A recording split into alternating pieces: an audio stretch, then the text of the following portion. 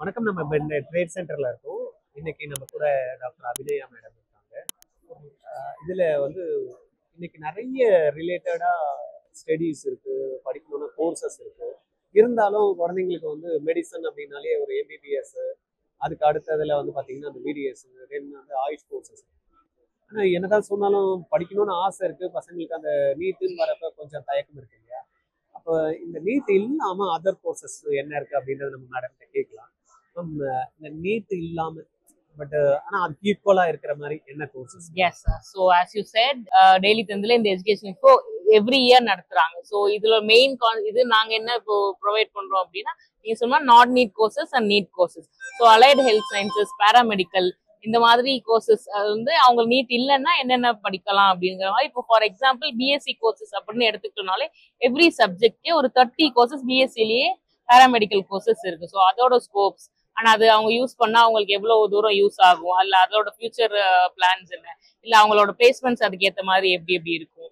And நீட்லயே வந்து எதுக்கெல்லாம் வந்து நீட் இல்லாம மற்ற மெடிக்கல்ஸ், ஃபார் எக்ஸாம்பிள் நேச்சுரோபதிக்கு நீட் தேவை கிடையாது. ஃபார்ம்டி டாக்டரேட் இன் ஃபார்மசிக்கு இப்போதைக்கு நீட் கிடையாது. ஸோ அதெல்லாம் வந்து அவங்களுக்கு அவங்களுக்கு அந்த அவேர்னஸ்லாம் நாங்கள் இங்கே ப்ரொவைட் பண்றோம். ஸோ அவங்க ஒவ்வொரு காலேஜஸ்லயும் பார்த்துட்டு அவங்களுக்கு அப்பயும் ஒரு இது இருக்காது. அவங்கள பொறுத்த வரைக்கும் ஒன்னு எம்பிபிஎஸ் அப்படிதான் யோசிச்சிருப்பாங்க. பட் மற்ற சித்தா, ஆயுர்வேதா, இந்த மாதிரி இந்தியன் மெடிசின்ஸ்மே இப்போ ஓரளவுக்கு ஸ்கோப் இருக்கு. அதுக்கு நீட் இப்போ இருக்கு. பட் இன் ஜென்ரல் அவங்களுக்கு எம்பிபிஎஸ் கிடைக்கலாம், இதெல்லாம் அவங்க அடுத்த ஆப்ஷன்ஸா வச்சுக்கலாம். இப்போ நம்ம ஃபார்ம் டி சொன்னீங்களா மேம்? சார் கேட்டிருக்காங்க. நம்மளுக்கு இங்க வந்து ஆல்மோஸ்ட் 10 இயர்ஸ் ஆயிடுச்சு லான்ச் ஆகி. பட் 10 இயர்ஸ் ஆனா கூட பட் அந்த அளவுக்கு ஸ்கோப் வந்து இல்ல அப்படின்ற மாதிரி அதை முடிச்சவங்க ஃபீல் பண்ணுவாங்க. ஓகே, அதாவது ஃபார்ம் டி பொறுத்த வரைக்கும் doctorate in pharmacy 6 years course. So 6 years நம்ம படிச்சா என்ன ஆகும் அப்படின்னு எல்லாருமே யோசிப்பாங்க. இன் ஜென்ரல் அப்ராட்ல எல்லாம் இது நல்ல ஸ்கோப் இருக்கு. அண்ட் இப்போ ஃபியூ காலேஜஸ்ல இப்போ கொஞ்சம் கொஞ்சமா தான் ஆட் ஆயிட்டு இருக்கு. இப்போ நார்த் இந்தியால எல்லாம் ஸ்கோப் பில்ட் ஆயிருக்கு. இன்னும் ஒரு 5-6 இயர்ஸ்க்கு அப்புறம் நல்ல ஸ்கோப் இருக்கும். இப்போதைக்கு அவங்களுக்கு ஸ்கோப்னா அவங்க ஒரு எம்டி ஜெனரல் பிசிஷியன்ட்ட இருப்பாங்க. பிளஸ் ஏதாவது ஃபார்மட்டிக்கல் கம்பெனிஸ் இருக்கும் இல்லையா, அங்கே வந்து தேல் ஹேவ் ஃபார்ம்டி, அந்த ட்ரக் இன்ஸ்பெக்டர் அந்த மாதிரி இதுக்கெல்லாம் ஒரு டாக்டருக்கு அப்புறம் தேல் பி டேக்கிங் ஃபார்ம்டி முடிச்ச ஸ்டூடெண்ட்ஸ் தான். ஸோ இந்த மாதிரி ஸ்கோப்ஸ் வந்து பில்ட் ஆயிட்டே இருக்கு இந்தியாலயே. இப்போ ஸோ இன் ஜென்ரலா இன்னும் ஆப்பர்ச்சுனிட்டிஸ் இன்க்ரீஸ் ஆயிட்டு தான் இருக்கு டாக்டரேட் அப்ராட்ல. சப்போஸ் இந்த and they'll be known as a scientist. அவங்க நல்லா பெர்ஃபார்ம் பண்ணாங்க அப்படின்னா அவங்க சொல்ற ட்ரக்ஸ் தான் ஒரு டாக்டரே பிரிஸ்கிரைப் பண்ண போறாங்க.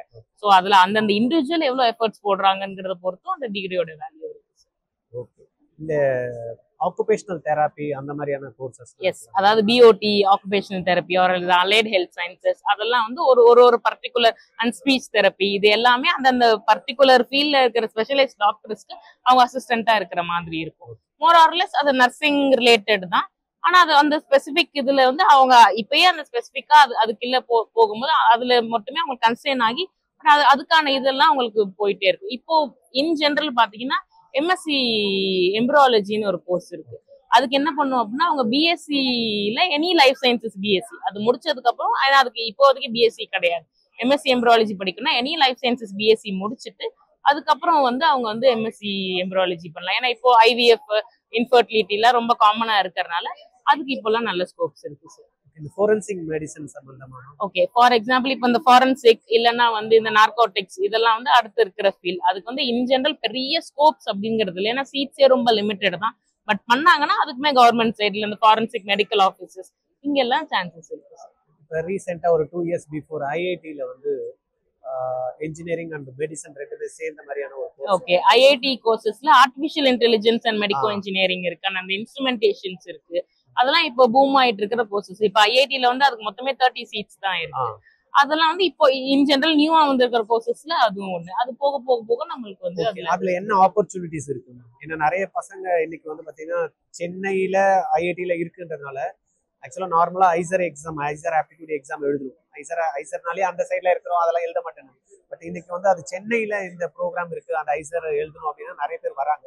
பட் 2 வருஷம் தான் ஆகுது வந்து, ஏன்னா இப்ப 3rd இயர்க்காக தான். அந்த மாதிரி இருக்கிறப்ப அது என்ன மாதிரியான பிளேஸ்மெண்ட்ஸ் கிடைக்கிறதுக்கான பிளேஸ்மெண்ட்ஸ் ஆஸ் சச் இப்பதான் பூம் ஆகிட்டு இருக்கு. ஸோ இன் ஜெனரல் இப்போ உடனே பிளேஸ்மெண்ட்ஸ் இருக்கு அப்படின்னா என்கிட்ட அதுக்கு பதில். ஆனா இப்போ வந்து இப்ப ஐஐடி மத்த எல்லா இன் ஜெனரல் மை பர்சனல் ஒப்பீனியன் ஒரு பாராமெடிக்கல் கோர்சஸ் எடுக்கிறாங்க அப்படின்னாலே நான் என்ன சொல்லுவேன் அப்படின்னா அது ஒரு மெடிக்கல் இன்ஸ்டிடியூஷன்ல எடுக்கிறது தான் உங்களுக்கு பெட்டர். அப்பதான் உங்களுக்கு ஒரு வெறும் ஆர்ட்ஸ் அண்ட் சயின்ஸ் நீங்க எடுக்கிறதோட அதே இன்ஸ்டிடியூஷன்ல ஒரு மெடிக்கல் இதுவும் இருந்துச்சுன்னா உங்களுக்கு அந்த எக்ஸ்போஷரோ எக்ஸ்பீரியன்ஸோ கூட இருக்கும். That way you will shine மோர்ங்கிற மாதிரி. பட் இன்ஸ்டிடியூஷன் லைக் ஐஐடில அந்த மாதிரி இருக்கும்போது அவங்களுக்கு ஃபுல்லா எக்யூப்மெண்ட்ஸ் இது எல்லாமே அங்க இருக்கும். அவங்களுக்கு அங்க ஐஐடில படிச்சுட்டு வெளில வராங்க அப்படிங்கறதுனாலே அந்த கோர்சஸ்க்கான வேல்யூ கண்டிப்பா இருக்கும். ஆல்ரெடி அதுல வந்து ஒரு 10-12 மெடிக்கல் இன்ஸ்டிடியூஷன் கூட அவங்க ஆல்ரெடி டை அப் பண்ணிருக்காங்க. அதனால அவங்க கிட்ட முடிச்சதுமே அந்த இன்ஸ்டிடியூஷன்ல போய் ஒர்க் பண்ற மாதிரி இருக்குமா? அந்த மாதிரி இப்போதைக்கு அந்த சாய்ஸஸ் தான் இருக்கும். அண்ட் வந்து எனிவேஸ் ஒரு மெடிக்கோ இன்ஜினியரிங், ஒரு இன்ஸ்ட்ருமெண்டேஷன், இப்ப எனிவேஸ் எல்லா இடத்துலயும் ஏஐ இருக்கு. அந்த எல்லா இடத்துலயும் இன்ஸ்ட்ருமெண்டேஷன்ஸ் இருக்கு. ஸோ ஒரு ஸ்கேன் எடுக்கிறாங்க, இல்ல ஒரு மெஷின்ஸ் வேற ஒரு பிபி பாக்குறாங்க, இல்ல ஒரு சிடி எடுக்கிறாங்க அப்படின்னா அந்த மெஷின்ஸ் எல்லாமே அந்த பேக் எண்ட், அந்த மேனுஃபேக்சரிங், அந்த இன்ஜினியரிங் அதெல்லாம் படிக்கிறது தான் இந்த கோர்சஸா இருக்கும். தேங்க்யூ மேடம், உங்களுடைய எக்ஸ்பீரியன்ஸ். தேங்க்யூ.